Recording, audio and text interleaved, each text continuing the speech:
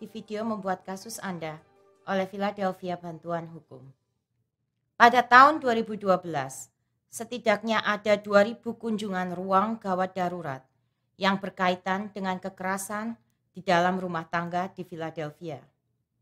Lebih dari 140.000 panggilan ke polisi dan 24 kasus pembunuhan yang berkaitan dengan kekerasan dalam rumah tangga.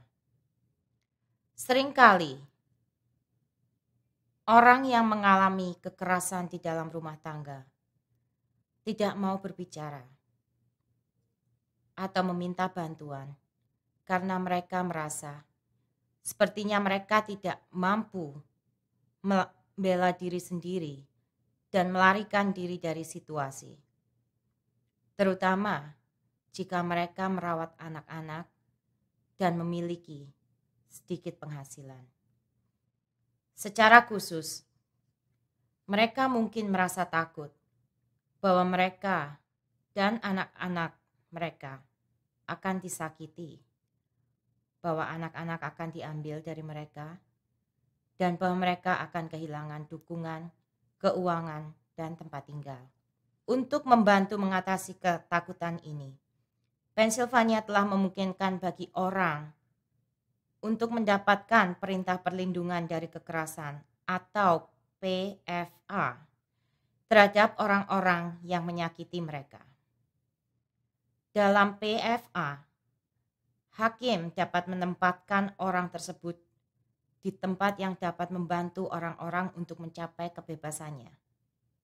Yang pertama dan yang terpenting, PFA akan memerintahkan pelaku tindakan kekerasan untuk berhenti menyakiti Anda. Jika pelaku kekerasan melanggar perintah ini, dia dapat ditempatkan dalam penghinaan perintah dan dia akan dapat menghadapi hukuman pidana. Memiliki perintah perlindungan dari penganiayaan itu berarti bahwa jika Anda menelepon polisi tentang sesuatu yang dilakukan oleh pelaku kekerasan, polisi akan lebih menanggapinya. PFA juga dapat melindungi Anda dengan memerintahkan pelaku untuk menyerahkan senjata yang ia miliki kepada polisi. Melalui PFA, hakim dapat memerintahkan pelaku kekerasan untuk menjauh dari Anda dan tidak menghubungi Anda atau mendekati Anda. Ini berarti bahwa mereka tidak bisa mendekati Anda atau berkomunikasi dengan Anda, baik secara pribadi atau secara elektronik ataupun melalui orang lain. Mereka bahkan bisa diusir dari rumah yang Anda miliki bersama. Jika PFA mengatakan tidak ada kontak, orang tersebut bisa menghadapi tuntutan jika mereka menghubungi Anda, meskipun mereka tidak secara fisik membahayakan atau mengancam Anda. Hakim di PFA juga dapat memerintahkan tunjangan untuk anak dalam sementara waktu. Ini berarti bahwa tidak hanya akan pelaku harus pergi, tetapi dia juga harus membayar tunjangan anak kepada Anda, sehingga Anda bisa mengurus anak-anak Anda. Demikian pula, hakim PFA dapat memerintahkan hak asuh sementara. Hal ini mencakup membatasi pelaku kekerasan dalam kunjungan di bawah pengawasan atau menyediakan penjemputan dari lokasi pertemuan yang aman seperti kantor polisi. Setelah Anda memutuskan bahwa Anda membutuhkan perlindungan dari perintah PFA, Anda akan diminta untuk mengisi petisi di pengadilan keluarga yang menggambarkan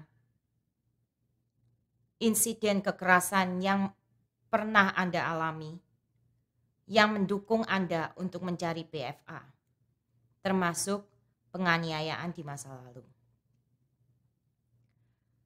Seorang hakim akan menetapkan tanggal sidang dalam waktu 10 hari dan memutuskan perlu atau tidaknya untuk memberikan PFA sementara saat itu.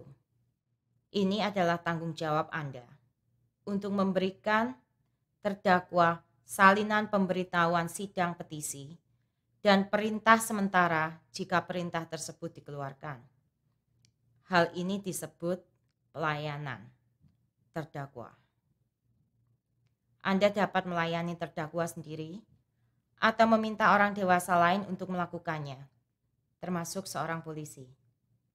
Siapapun yang memberikan surat kepada terdakwa harus menandatangani surat pernyataan yang akan diberikan kepada Anda oleh pengadilan, bersumpah bahwa mereka telah melakukannya. Pada hari sidang, hal yang paling penting untuk dilakukan adalah hadir. Jika Anda tidak hadir dalam sidang PFA, hakim akan menolak permohonan Anda. Itu berarti jika Anda masih menginginkan PFA, Anda harus memulai proses dari awal lagi. Anda tetap harus pergi ke sidang, meskipun Anda tidak mampu melayani terdakwa. Pengadilan tidak akan dapat memulai sidang pelanggaran, akan tetapi hakim biasanya akan memberikan lebih banyak waktu kepada Anda untuk melengkapi surat-surat. Jika Anda telah melayani terdakwa dan hadir pengadilan untuk sidang PFA, namun terdakwa tidak muncul, pengadilan dapat memberikan keputusan akhir PFA. Terdakwa harus menyetujui PFA terhadap mereka tanpa mereka harus mengakui melakukan suatu kesalahan. Pada sidang tersebut, tugas Anda adalah untuk menunjukkan kepada hakim bahwa Anda berhak untuk mendapatkan PFA. Untuk memutuskan hal ini, hakim pertama-tama akan melihat hubungan Anda dengan terdakwa.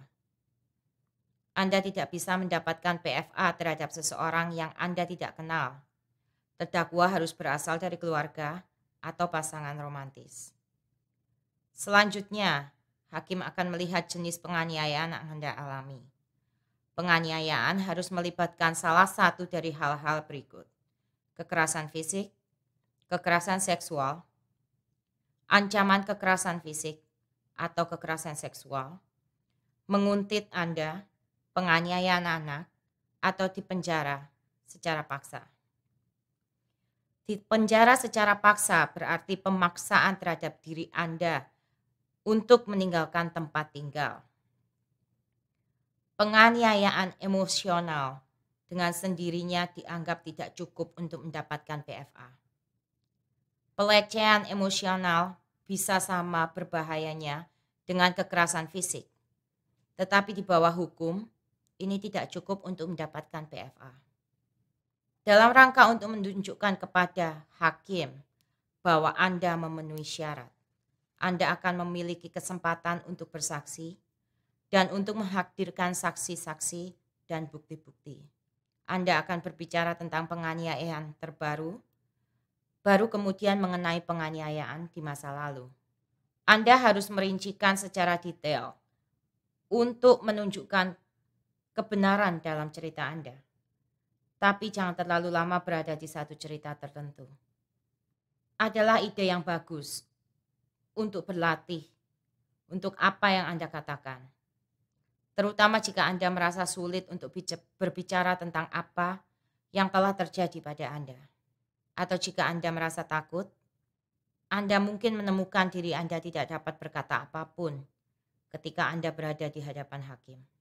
Tidak apa-apa jika Anda merasa marah dan perlu berhenti sementara waktu untuk menenangkan diri Anda kembali.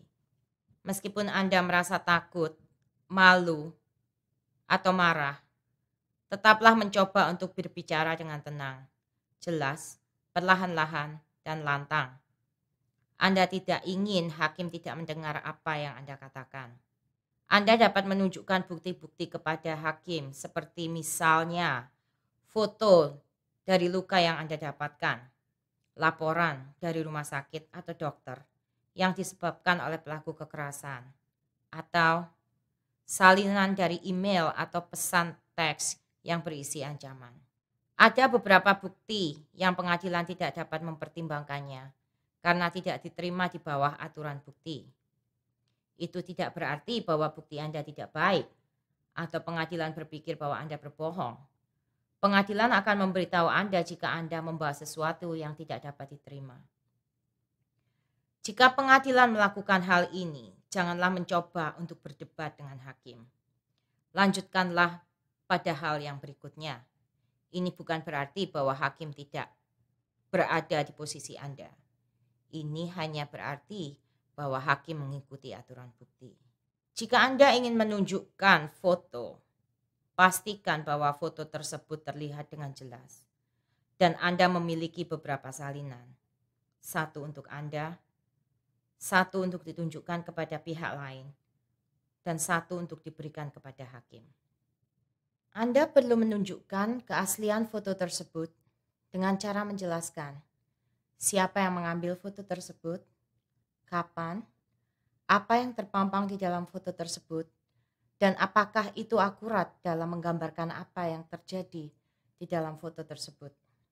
Jika Anda ingin membawa pesan teks, email, tautan di Twitter, halaman Facebook, atau komunikasi elektronik lainnya, atau bukti-bukti di media sosial, bersiaplah untuk menunjukkan keasliannya juga.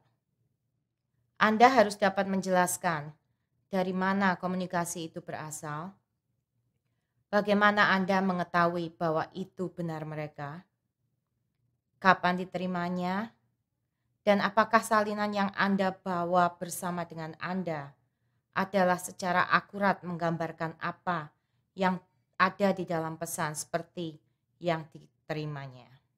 Dan juga Anda tidak bisa mengatakan sesuatu di pengadilan karena hanya mengetahuinya dari orang lain. Ini yang disebut desas-desus. Orang yang memberitahu Anda harus berada di pengadilan untuk bersaksi. Untuk hadir di pengadilan, orang harus dipanggil. Mereka akan menerima selembar kertas yang disebut surat perintah panggilan pengadilan. Untuk saksi yang bersahabat, yang ingin datang ke pengadilan dan membantu Anda, surat perintah pengadilan adalah tiket masuk mereka. Untuk saksi yang tidak bersahabat, yang harus dipanggil ke pengadilan, surat perintah pengadilan bertindak seperti perintah yang memaksakan mereka untuk hadir.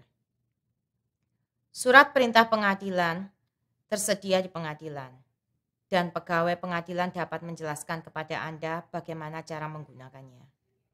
Berada dalam proses perlindungan dari penganiayaan dapat memberikan dampak yang sangat emosional. Tetapi meskipun mungkin tampak menakutkan dan rumit, ingatlah bahwa lebih dari 90% petisi perlindungan dari penganiayaan di Philadelphia mewakili diri mereka sendiri. Sama seperti Anda. Anda dapat belajar untuk bertindak sebagai wakil untuk diri Anda sendiri.